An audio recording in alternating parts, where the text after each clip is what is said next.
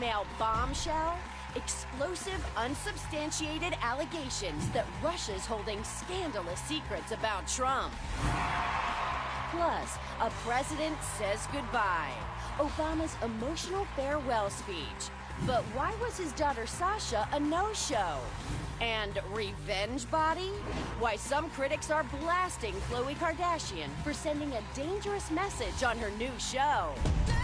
Hot Topics are in the house with Whoopi, Sunny Hostin, Joy Behar, Sarah Haynes, and Jedediah Bila.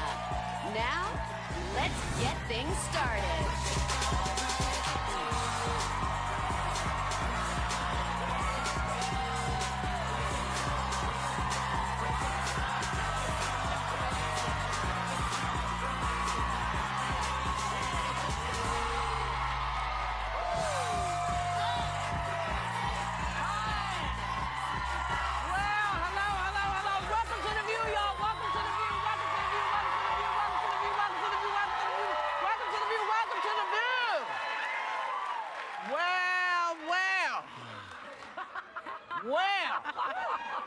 Oh my God.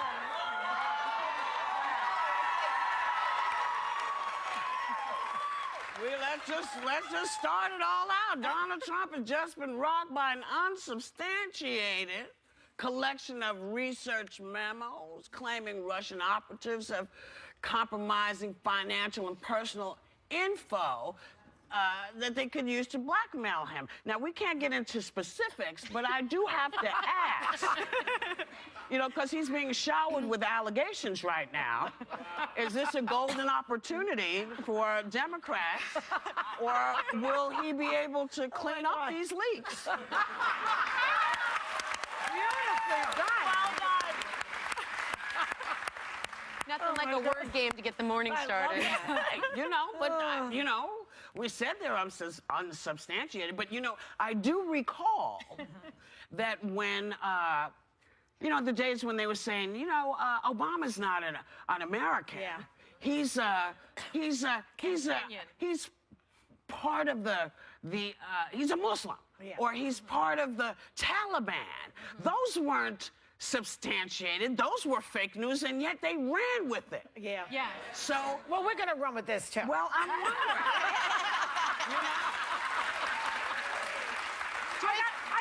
Christmas present came a little late. I got my running shoes on. So, but the Russians are calling these leaks nonsense. They're saying, no, none of this is true, none of this is true, but, you know. The operative word being the Russians are saying it. You know, I think that the ex-CIA acting director, his name's Michael Morell, he said this morning that they do appear to be intelligence reports from an MI6 British intelligence officer. And so while they are unsubstantiated and unsourced or unconfirmed, I think what we really need to be concerned about is the fact that our now future president could possibly be at the, you know, at compromised by our Russian adversary. Right. And they could have information that could, I guess, blackmail him. Well, here's the thing. Like, let's. So I know I have a source. I can't name who it is. But no one can. Oh, No, no. by the way, he's a former MI6 agent, our former my shoulder CIA just went down my. acting My director. source says that he owes the Russians a lot of money, like $500 million or something. So now here's the scenario. So he becomes president. Oh my God. You said it. I know. She said it. Because, you This know, is news. as day follows night, that's going to happen. I know that. Yeah. So he becomes the leader of the free world. You can't make this up. And the Russians can blackmail him about the boycotts, for example, and all of the stuff that we've been doing. What's the word I'm looking Sanctions? for? The sanctions, right. So he lifts the sanctions because otherwise we're going to get you, sucker.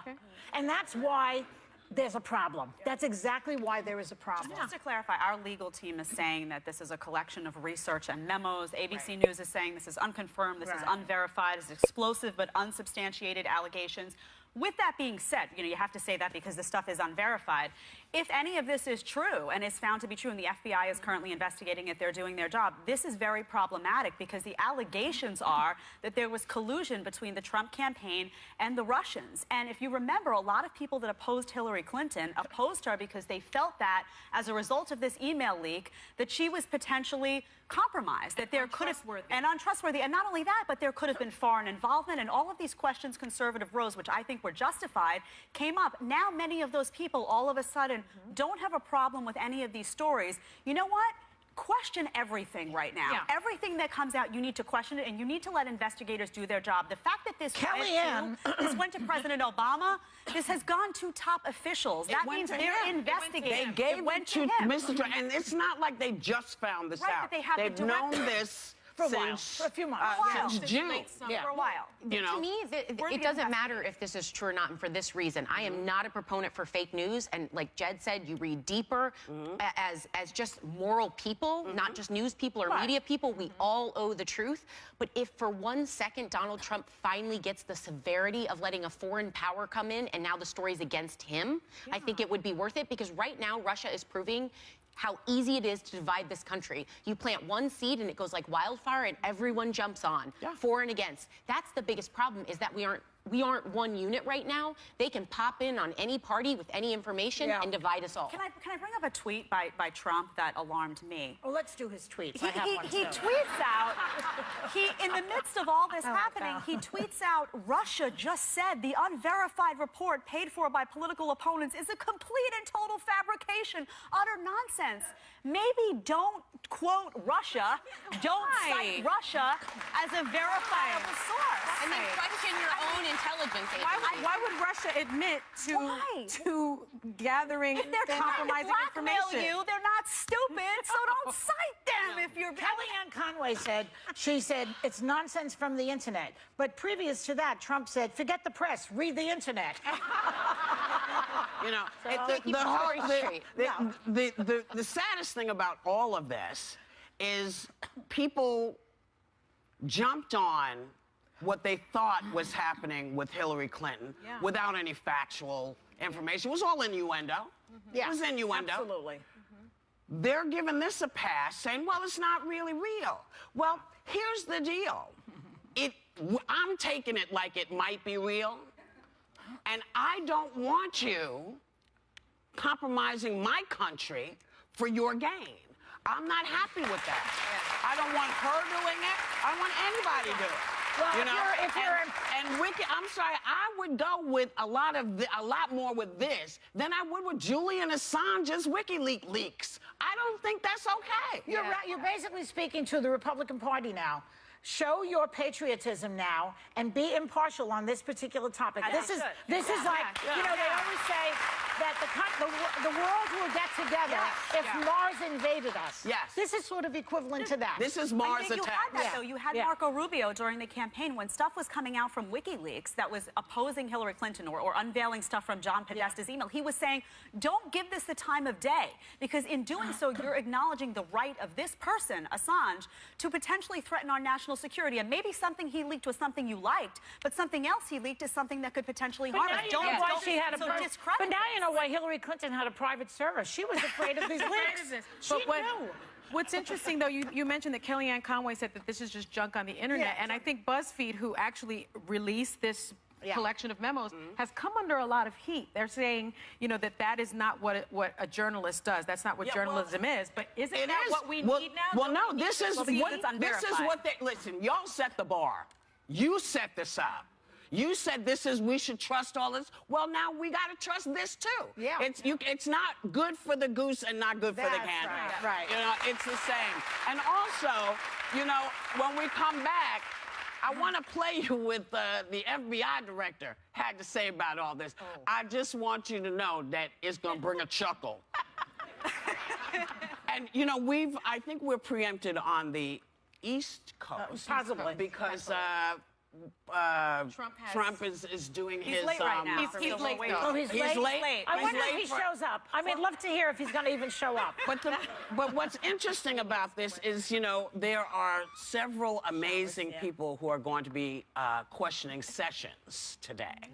And part of the reason that folks are saying he's doing it now is to take the attention away from the conversations that are going to be happening with this nominee. And it's going to be very interesting. But we're still broadcasting. Yes, with Sessions. Oh, you mean like Cory Booker? No, not Cory Booker. They're still talking to Sessions? Well, yeah. So I'll tell you more when we come back, because we got to go. We'll be right back. Oh, I thought it was... Coming up, BFF breakup. Is it more traumatic to split with a best friend than a lover?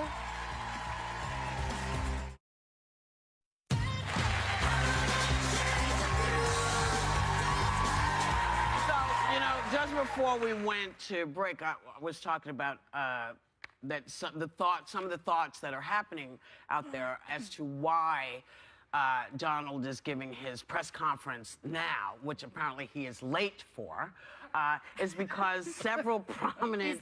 He's there apparently, he's just not on yet. Oh, okay. Well, getting his hair he's done. got to get his hair done, yeah. Several prominent black officials are going to be talking to Mr. Sessions, including Cory Booker, but Rep. John Lewis and Cedric Richmond of Louisiana. And I just, you know, John Lewis goes way back with the civil rights movement. And he's been in the forefront of this movement. And so he's seen what's gone down. So I wish I could see him say, now you can fool all them. Yeah. But I was there with you. Be fun to watch. I wish we could see it. Yeah. So, you know, somebody will tape it for us, because, you know, John Lewis is beloved. Yes. And he does not play when it comes to civil rights. Well, I watched the session yesterday, and he sounded like Phil Donahue all of a sudden. I mean, according to what he was saying, he's the biggest liberal in America. He's never said any of these things. And today, Tillerson, the guy who's going to be the Secretary of State, who ran Exxon for many years, is saying that Russia is a major threat and a problem. But he has business dealings there all over the place. It's kind of crazy. It's like, you know, it's like Allison Wonderland. Allison Wonderland. Yeah. I mean, and listen, FBI Chief James Comey, remember him? He was the one that didn't have a problem talking about Hillary's emails a week before the election. But he's taking a different approach with this report about Trump and everything. Take a look. You didn't say one way or another whether even there's an investigation underway. Correct. I don't, especially in a public forum, we never confirm or deny a pending investigation. The irony I'm not saying the irony of your making that statement here, I cannot avoid. But you know, the guy, I don't know, he should have just said, "You're a hypocrite." Why don't you just say you're a hypocrite? Well, because I think him... I think him saying the irony let everybody said it all. Said, really? You're not going to do it now? You know, because he felt the need to out Hillary, but doesn't think voters would be a little concerned that Russia is, you know, forget in the backyard, it's in your pocket. Comey seems, Comey has a different interpretation of his job on a daily basis. It's sometimes you see him interjecting himself, and then other times you see him taking a back seat. For me, I just want some consistency. If you feel that it's not your place or it's not your job or you shouldn't be commenting on an ongoing investigation, then I'd like to see that across the board, regardless of the person you're investigating or the content of that investigation.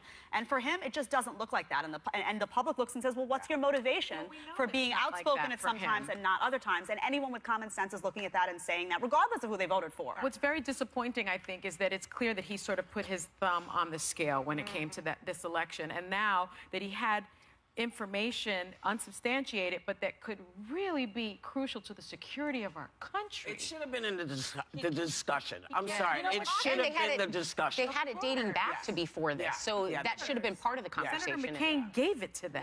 You know what scares me too? Because, I'm sorry, go ahead, finish your sentence. No, I was going to go take us somewhere else. This is another tweet from Trump. He says intelligence agencies should never have allowed this fake news to leak into the public. First of all, it's fake news when you disagree with him. Otherwise, it's real news. But that's one part.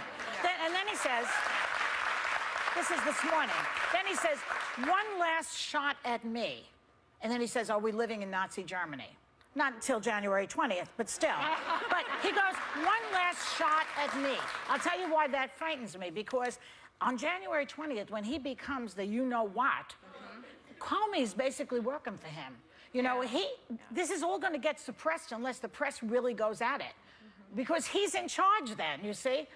This is what frightens me. Well, that's why journalists are going to be so important the next 4 years. And the truth of the matter is, somebody made a really good point with us yesterday. Yeah. You know, and that is, listen, if you see it, it's on you. And the president said the same thing last night. I mean, President Obama took the stage in Chicago last night to give an emotional, eloquent farewell address. Yeah. And when he started talking about just all the stuff, it was like, boom, here's what we did as a nation. We did this, this, this, and this. We did this, right. You know? Now, if you want to dismantle it, one of my favorite moments is when he said, listen, if you can show me a better thing than what we created, I will back it up.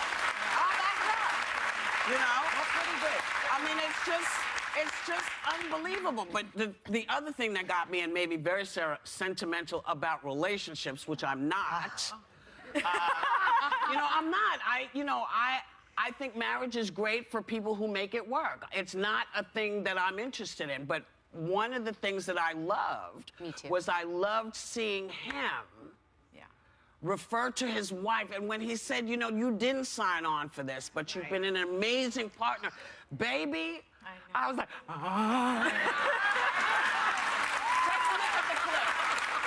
Michelle LaVaughn Robinson, girl of the South Side. For the past 25 years, you have not only been my wife and mother of my children, you have been my best friend.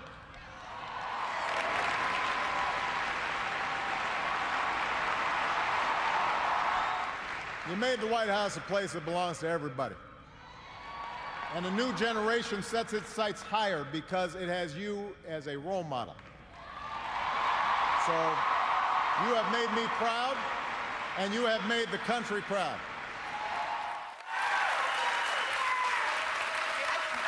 I am surprised that it made you tear up, Whoopi. Well, you shouldn't be surprised because that's what American greatness looks like. Exactly. That's American greatness. And I think that's what's shocking is that the Obamas never got credit from conservatives, people that are supposed to have traditional family values, that they are a traditional family with incredible values who stayed together faithfully for 25 years and supported each other. Isn't that what conservatism and traditionalism is supposed to be about? It's supposed to be a family that looks just like that. Well, I think anyone watching last night that had tears, that was also got me. But I am a relationship. Yeah. But the whole speech, I think everyone, regardless of who you voted for, regardless of what party you are, I think we all saw the end of a bit of an era, because there was a time where we could hold the president and the presidency up as an example to kids, it was someone that if you knew they were walking into a room to represent you, even if that room was far across the globe, that you were proud to stand behind that person. And I think regardless of where it goes, and I hope for the best, we all know that that's not what it looks like anymore. And I think that's a sad thing. I'm with you, Sonny, on your point about family values. I have seen a lot of conservatives support them in that moment, but I wish I saw it more because he is representative. When I watch him talking to his wife, if you care about family values and you care about those values being presented to other countries when your world leader holds them to a high esteem, I think that is really important. I think character does matter, and I love their relationship. I of course, was teary-eyed, but like Sarah, that was no surprise. But I cried at the Notebook, and personally, I've seen it 50 times. I'm in mourning. I mean, nobody realizes, but I'm wearing black Spanx over this. Not over that. I am so upset. Over the, you have been I've been sitting Shiva ever since this guy, and I'm not even Jewish, but I sit Shiva. But you hear him say, though, because one of the things that I heard him talk about was the peaceful transition of leadership. When you hear him say that, do you feel inspired to say, as a liberal, as somebody who doesn't love Donald Trump, do you feel inspired to say it is what it is? Maybe I should just see what he does, or how do you feel when you hear I told you once before, I do not have amnesia. I remember everything he said. And I believed that he feels that way. Now I'm hearing about other things, about his peccadillos, and I'm not happy. And I will never support that. The other thing is, the last time this guy came here, he talked about how badly the country was being run and how Obama was a Muslim and he didn't believe he was an American. And for me, when you see proof when you see that somebody is born in America and you insist on fake news, and you get elected because people think you had the 411 on some information that all you had to look at was the truth. He is what he is. He is exactly what he is. But what I say yesterday is what I truly believe. It is now in our hands. You cannot sleep on this. You cannot pretend, you know. No, you can't pretend now, because now you're seeing. Whether you voted for him or not, you are now seeing there are problems. And if you can't, in your choice, say, yeah, I see these problems and I'm not comfortable, then you have an issue. Because you see that there's an issue. Don't pretend it's not there. Yeah. It's a problem, you know? And if it was a problem, if you all thought it was a problem for her, he's in. All right, he's in. It is now our problem, and if we're not vigilant, we're in deep doo-doo. We'll be right back.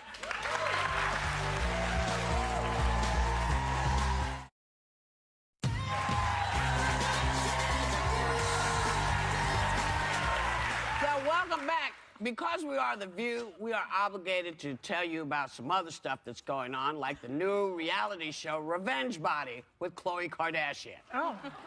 It's getting slammed by critics who claim that the idea that getting revenge on an ex by losing weight sends the worst message to people about relationships and their own self-worth. Really? I don't think so. I think it would ever get you to lose weight. What do you care how I think everyone finds their...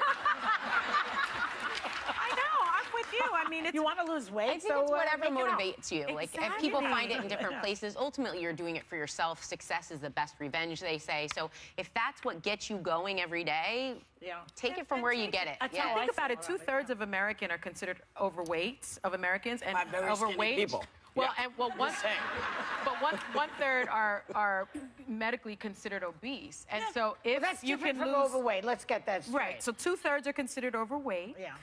But if you can lose weight, and that's sort of the healthier thing, and the motivation is you want to get back at your ex. Yeah. Yeah, but it's that's not healthy to implying. me. But it's implying to me that he's gonna miss you for the physical. Like, I'd rather have him miss my mind, my heart, than my body. Oh yeah, Miss you I would. anyway. Yeah, but I I would. felt more Nobody's confident. gonna- They don't. I I think would. when people break up, they break roll up. on. and He's they gonna don't miss your win. mind. But it's more like watch him watch this walk away. Like, it's a little bit of I'm not coming back care, anywhere. I have more confidence in my heart and my mind than I ever have in my body. So if I look hot for one day, I want to make sure he sees that. Just for a second. I don't want to be back with him. I just want him to see it. Yeah, but so you're okay giving this bonehead that you just broke up with that much attention? In the breakup, in the grief process, you're still giving him a lot of attention, whether it's digital stalking or obsessing. See, that's not, no, I'm like, you're out. Sarah is sounding like from experience here. Yeah. Oh, yeah. Like, definitely. Yeah. That's a lot of wasted time, baby. Oh, hell yeah. And I could give you a lot of other examples of that. I'm mentally working on it. But what are we telling? We always talk about the message. What's the message to the young girls? I had a woman tweet me once because I was making a self-deprecating joke about my body, and a woman said, "You're not helping the issue." And I felt badly. I thought, okay, you're right. But the problem is, that's my journey. I've battled my weight and not liking my body for so many years, and it's a work in progress. Understood. But the person chiming out from the inside of me is that person that felt that insecurity. See, now that I think is more helpful to young women to know than knowing that if you want to get revenge, you lose weight and hope that he sees you and gives a poo. Well, You know. do they have to be mutually exclusive? Yeah. I feel like the best revenge is your delete button, because what they hate is to be ignored. Yeah. So your best revenge is to be like, I've moved on and you're not How worth about the a minute. best That's revenge hard. is just having your life and Well, that's the moving, delete you know, I mean, no, but you have to go to there to delete, you know what I'm saying? right. Why do you care? Why do you care? I just like, when I'm done, I like you out of my headspace. You're out of my phone. You're off my social media. You're done. I just want, you Do know you what? need What's them done to is know done. that, though? No, I need me to know that. I need me to know. Yeah. There's an app. Because there's an app. I'm typically healthy when I'm not, like, having wine or something. Like, I'm pretty good. But When you're sober. there were times when I had wine where all of a sudden I found their numbers again, or I went back. You can check a phone bill for that. So all I'm saying is there's an app that helps you when you've imbibed to not call. So no drunk dials. It won't let you. Really? I've heard about it from a friend. Stop judging me. Do you think we could put it in cars and maybe stop people from drunk driving? They are starting that. There's some safety. That's the important Well, the thing. self-driving should be eliminating drunk driving unless the car drinks. Well, I'm never ever going to get in a self-driving car. No. Because it's never going to think like I think. It's never going to see what I see. They're it's not going to studying see right what's happening on the sides. The car is not prepared for a cat running out. It's not prepared for a little kid running out. Yeah. It's not looking all the way around to see the way that I do. So no, I don't they're want trying it. to teach I don't them. want it. I don't. No, but I agree with you because I would never do it. The technology, they're having to teach technology to make moral judgments. If you Yes. swerve to the right, you kill 5 adults. You swerve to the left, you kill 1 child. Which one do you go? You can never trust technology with No, that kind you of judgment. can't. I don't think personally. Well, you know, and also if you are not willing to take responsibility for what you're doing, I don't want drunks in cars. Ever. Ever, ever, ever. You know, I'm a terrible person. I know it already. Because I feel like people get a lot of passes for drunk driving. Yeah. See, They should for not. me, Absolutely. when you are caught drunk driving, you should lose your car for a month. You should know. And people say, oh, that's so harsh. It's like, that's what's going to keep you from doing it. Well, I think You know? there are stiffer penalties now for people. There are stiffer penalties for Not people really. that are found They drunk need driving. to do the breathalyzer, put the key in test. And I like wonder that. why they don't have that outfitted on every single because car. it would cost too much. It's cost. I mean, at some point, you know, you're going to have to take it away from people because you hear about these people who are driving drunk and this is their 10th arrest. See, I don't understand. If you get arrested twice for drunk driving, you should not have a car. Yeah. Well, you definitely don't have a license, but people still drive. But no one it should be, if someone gives you their car to drive and you've had 2 drunk, they should also get in trouble. Yeah. There has to be something that Accountability. says to people, listen, Yeah. no more. You can't, because clearly it's like a constitutional issue. You know, there are things that changed in the Constitution because people just wouldn't do it. You know, we got free, we got all these things. We do that because people won't do it on their own. I say, if you're not going to do it on their own, then we have to do, we're going, we'll be right back.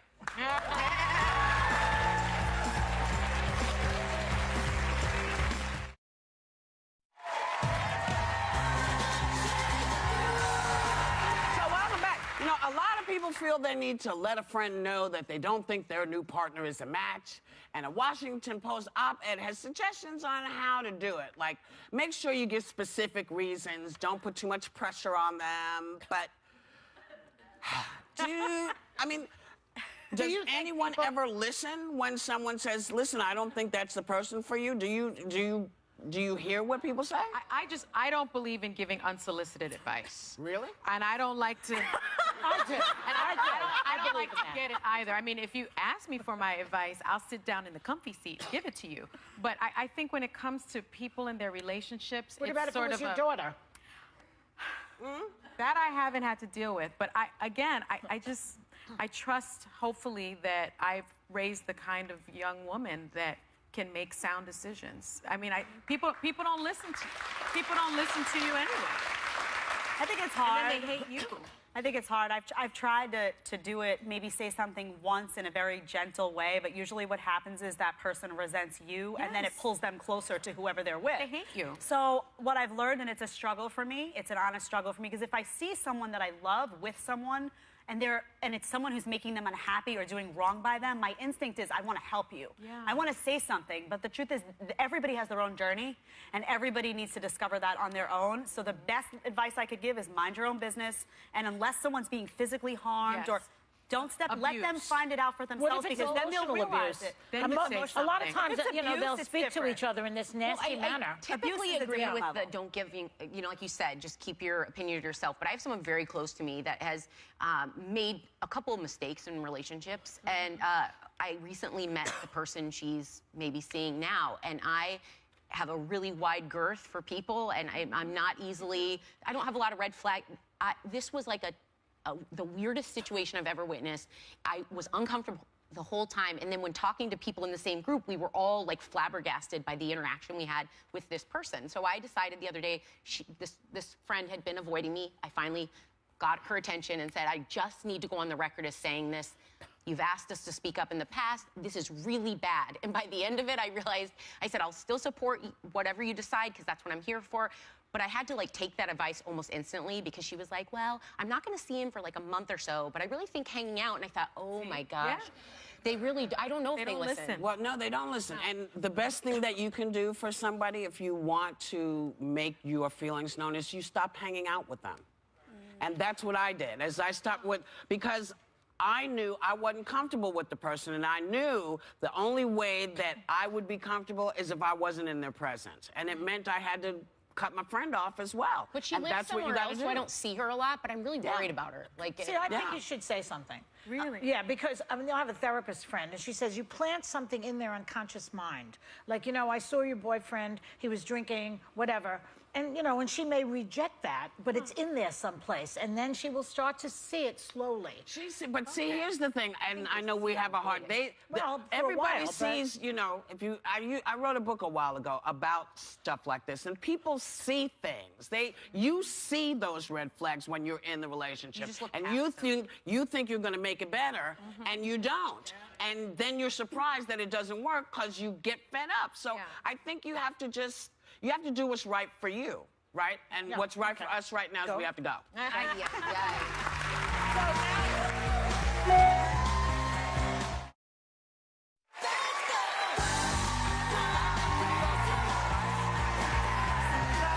Former New York City Al D'Amato was stranded on the tarmac of a JetBlue flight for almost 7 hours, and he just couldn't take it for another minute. Take a look.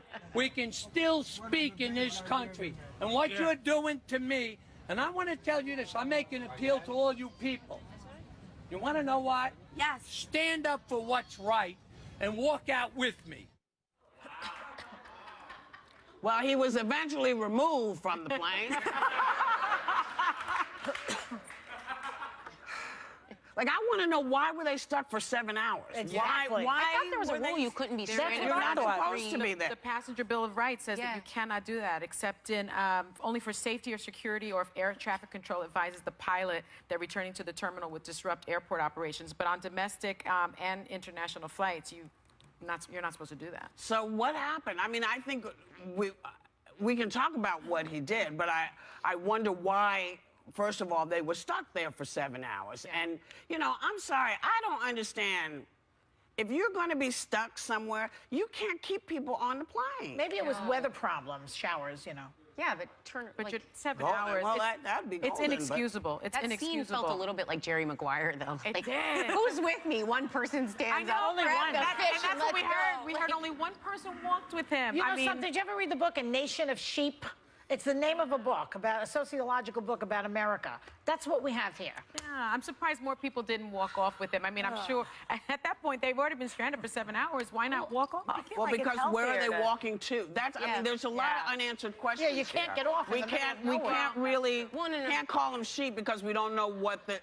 We want more information, Tammy. Yeah. We want more information. Well, the fact that they took him off means they could have taken everybody they off. took him off. I have to say, it's one thing to take one person to a room. It's another thing to put a whole bunch of folks if you don't have space for them. Now so you we get want more questioned info. with security, and you stay longer anyway. So just but also, I want to say both Al D'Amato and JetBlue have apologized for their actions. So they made nice. Why, did he pee in the middle of the thing? Why, Al D'Amato was right. I mean, he had to apologize for. They both apologized. It's kind of crazy. Well, but I still want to know what the hell happened. Yeah, I'm interested. 7 hours. I respect him for losing it publicly because I hold that stuff in. I do, and I get twisted and knotted up, and sometimes you just gotta vent. I would have had you a just fit. gotta Really vent. hard. Yeah. Sonny Yeah, and I these would two- have done these exactly two what he say they did. would have I done the would same. have. 7 hours. I don't It's too wait. much. I don't wait 7 hours for a pedicure from George Clooney. It's too long. I've It's seen too too long. many movies where they snatch you off the TSA line and like put you in We'll be private right back. rooms. I'm not going to leave.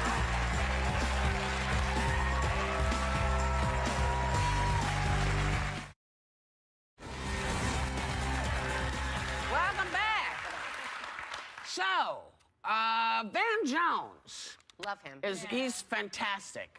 He's going to be on our show on Monday, which is Martin Luther King's birthday. And we have an amazing show, and we're hoping that you're going to watch it. He also has a show on tonight, I believe. And you can check local listings Messy and see Truth. when that is. It's called The Messy Truth. Right. On Friday, Vice President Joe Biden and his wife, Dr. Jill Biden, will be here. And we will find out if maybe he's going to take over the DNC and bring it back to where everybody says it isn't. I personally think it's where it is, you know, and it's us. We got to bring ourselves back. And then there's all of you who we want to thank for coming to see our show, because you make us better. We have a lot more fun when y'all are having a good time. So we want you to take a little time to enjoy whatever view you happen upon.